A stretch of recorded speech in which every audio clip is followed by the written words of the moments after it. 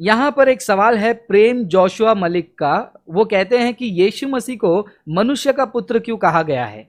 Bible में अगर आप देखेंगे नए नियम में बार बार यीशु मसीह को जो है अलग अलग तरीके से पहचाना जाता है, मनुष्य का पुत्र और परमेश्वर का पुत्र। लोगों को लगता है कि मनुष्य का पुत्र मतलब यीशु मसीह अपने आप को एक साधारण मनुष्य का पुत्र जैसा बता रहे। नहीं, जब यीशु मसीह ने अपने आप को मनुष्य का पुत्र कहा तभी भी यहूदी लोग भड़क रहे थे।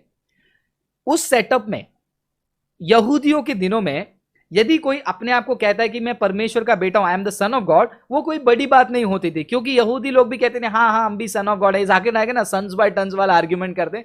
तो ये सन ऑफ गॉड उतना बड़ा टाइटल नहीं था उतना बड़ा टाइटल नहीं था जिसके लिए वो यहूदी क्रोधित हो जाए। लेकिन ये जो सन ऑफ मैन है, मनुष्य का पुत्र है, ये एक ऐसा टाइटल था जो कि बहुत ही मतलब बहुत ही, मैं कह नहीं सकता हूं कोई अपने आप के ऊपर इस्तेमाल नहीं कर सकता। क्यों? क्योंकि यदि आप दानियल के किताब में, नबी दानियल की किताब में 7वां अध्याय में जाते हैं, 7वां अध्याय में वो मनुष्य का पुत्र कौन है करके वहां पर उसका पूरा विवरण दिया है। और जब वो विवरण को हम पढ़ते हैं तो हमें पता चलता है कि वो मनुष्य का पुत्र कोई और नहीं, वो मसीहा है और वो परमेश्वर खुद है। तो यहूदियों ने समझ लिया जब यीशु मसीह ने कहा कि मैं मनुष्य का पुत्र हूं। आप वैसे ही हमारे यूट्यूब चैनल पे एक वीडियो है प्रेरितों के काम 2 अध्याय 22वें वचन के ऊपर भी जाकिर नाइक ने सवाल उठाए। प्रेरितों के काम 2 अध्याय 22वां वचन, ये वीडियो को आप हमारे यूट्यूब चैनल पर देखिए तो आपको समझ में आएगा। तो जब जब यीशु मसीह अपने आप को मनुष्य का पुत्र कह रहे थे,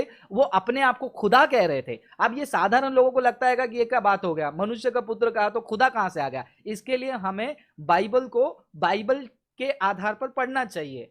आज का दिमाग हमको एंशिएंट लिटरेचर पर नहीं लगाना चाहिए। यहूदी लोग कैसे शब्दों को समझते थे और पुराने नियम में शब्दों की प्रयोग कैसे होती थी वो हमें देखना है। तो मेरे दर्शक